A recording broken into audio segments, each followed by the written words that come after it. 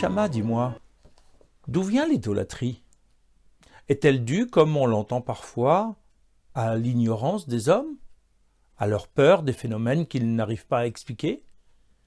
Et ils auraient attribué à cette époque-là à l'ensemble des astres ou des phénomènes importants qu'ils vivaient un pouvoir particulier. Mais de là à croire également à l'invention par les hommes de Dieu, il n'y a qu'un pas. Ego, est-ce que nous serions devenus plus intelligents parce que nous sommes plus savants? À l'époque de l'Antiquité, les scientifiques étaient capables de calculer à peu de choses près la circonférence de la Terre.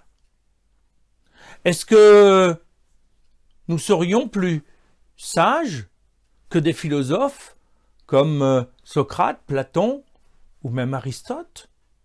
Et pourtant, on continue à les étudier. C'est donc que ce n'est pas une question d'évolution de l'intelligence.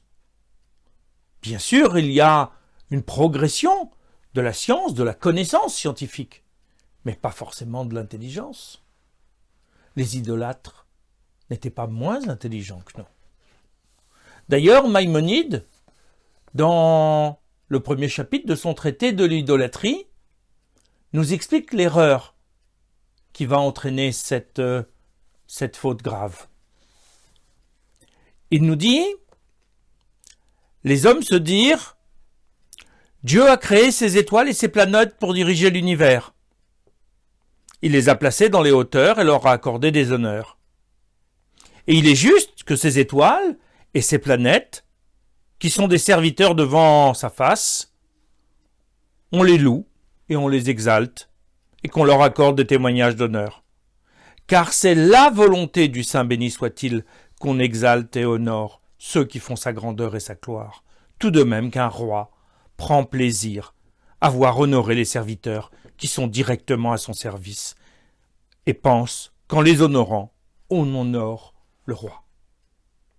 Maïmonide parle très justement d'erreur. Parce que, à l'époque d'Enoch, le petit-fils d'Adam, lorsqu'apparaît l'idolâtrie, la problématique qui est celle des hommes, c'est de transposer les desiderata d'un roi à ceux d'Akadosh Baruch Hu. Mais est-ce que Dieu a un attrait quelconque de ces flatteries, de ces offrandes qui peuvent être faites? Les commandements qui sont donnés par Akadosh Baruch Hu ne sont pas pour flatter le roi. Ces commandements sont là pour nous permettre de progresser, d'évoluer, de nous transformer, de nous affiner pour être plus proches de la perception de la divinité. Nous ne sommes pas dans l'erreur qui était déjà celle de Caïn de considérer que l'offrande, elle est là pour recevoir en retour un bénéfice, une faveur. L'offrande, dans la tradition juive, elle est là pour nous approcher de Dieu, pour faire en sorte que, dévoilant de plus en plus la grandeur de sa sagesse, nous puissions proclamer sa gloire. Mais il ne s'agit pas de recevoir en retour quelque chose de particulier. La seule chose que nous recevons qui est d'importance, c'est justement cette proximité, cette plus grande visibilité de la gloire d'Akadosh Baruch Hu. Mais alors pourquoi Dieu ne l'a pas dit? Pourquoi Dieu n'a pas été explicite sur ce qu'il attend de nous, Neshama? En fait, il l'a été. Les 7 commandements qu'on dit des descendants de Noach, Parmi ces 7 commandements, 6 sont déjà donnés à l'époque de Adam. Et notamment l'interdiction de l'idolâtrie. Ne sera donnée à l'époque de Noach que l'interdiction supplémentaire de la cruauté, c'est-à-dire de prélever un membre sur un animal vivant. Mais l'interdit de l'idolâtrie est déjà donné, il est connu. Simplement, est-ce que les hommes ont voulu entendre? Est-ce qu'ils ont voulu comprendre? Parce qu'en réalité, du fait de notre quasi-méconnaissance de l'être de Dieu, nous ne pouvons rien déduire de ce qu'il attend de nous. Nous ne pouvons nous fier qu'à ce qu'il nous exprime comme étant le service d'Akadosh Baruch Hu. Mais pour cela, il faut 2 choses. Il faut de la modestie et de la fidélité. De la modestie parce que nous devons comprendre que notre connaissance du monde et de l'univers et de la volonté d'Akadosh Baruch Hu, elle est infime. C'est pas nous qui savons mieux que lui ce qu'il attend de nous. Nous ne pouvons qu'écouter sa demande et la prendre en considération. Fidélité, parce que les choses s'inscrivent dans la durée. Pas à pas, grâce au commandement, l'homme progresse dans le dévoilement de la gloire d'Akadosh Baruch Hu et perçoit de plus en plus sa lumière, c'est-à-dire son élévation, sa nature tellement particulière qu'il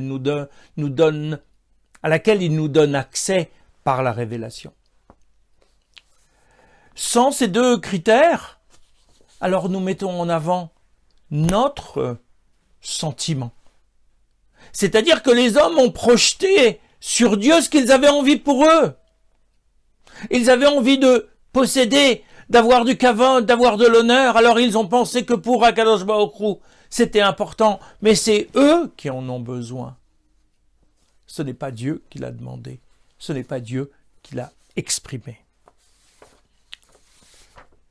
Mais quand même, Neshama, les idolâtres, ils savent bien que ces statuettes sont fabriquées, qu'elles n'ont pas de pouvoir en elles-mêmes.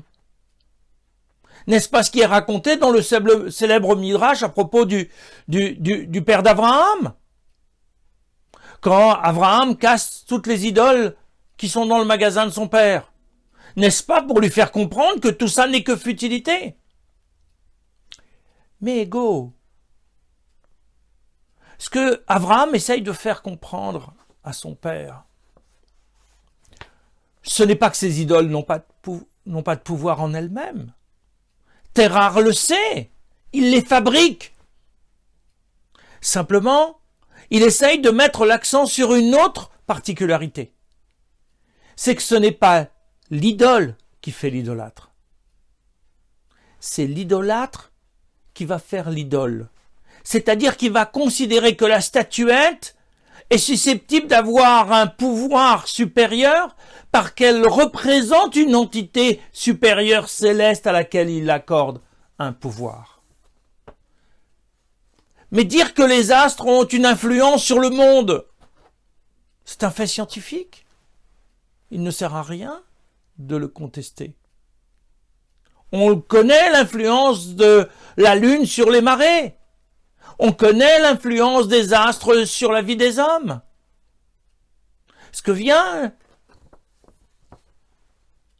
nous enseigner Abraham,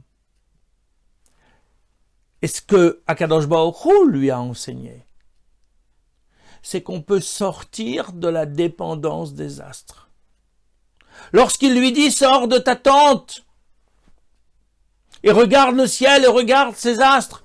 Aujourd'hui, tu n'as pas d'enfant, mais demain, ta descendance va être aussi nombreuse que les étoiles qui sont dans le ciel. » Il lui apprend, comme l'enseignera par la suite la Gemara, que par la Tfila, par la Tzedaka, par la Teshuva, l'homme peut changer son devenir.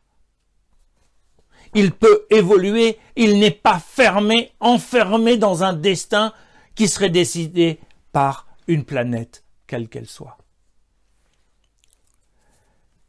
Cet égarement de l'époque d'Enoch semble très lointain. Tu pourrais me dire, Ego, tout ça, c'est très intéressant, mais c'est pas de notre époque. Il n'y a plus tellement d'idolâtres aujourd'hui. Or, ce n'est pas le cas là.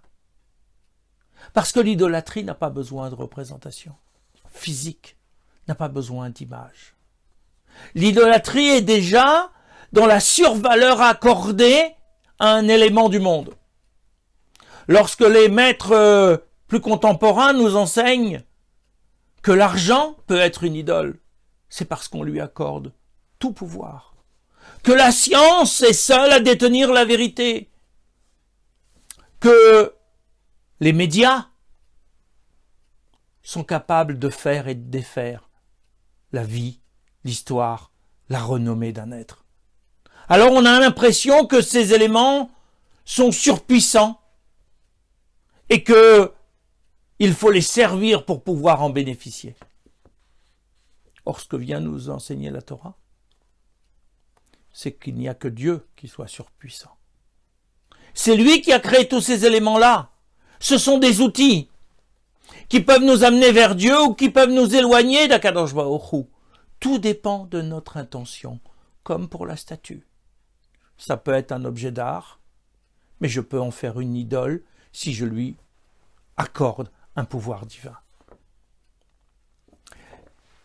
Ces recommandations qui sont dans le texte biblique, qui semblent marquées par l'histoire parce qu'on parle de choses concrètes, sont en fait un enseignement universel qui nous concerne tout autant aujourd'hui qu'hier. Celui qui dans l'histoire va être le premier héros de l'anti-idolâtrie, c'est, d'après l'enseignement du Maharal de Prague sur le 5e chapitre des Pirkei Avot, c'est Yitzhak. Il va être capable, pour l'amour d'Akadosh Baruch Hu, d'aller donner ce qu'il a, le bien le plus précieux, qui est sa propre vie. Il va être capable d'accepter d'être entièrement mis au service d'Akadosh Baruch Hu. Mais Neshama, ce texte est très complexe. Il faut que tu m'expliques parce que j'ai plein de questions sur cette Hakadat Yitzhak. Très bien, Ego. Nous nous verrons dans un prochain dialogue à ce sujet.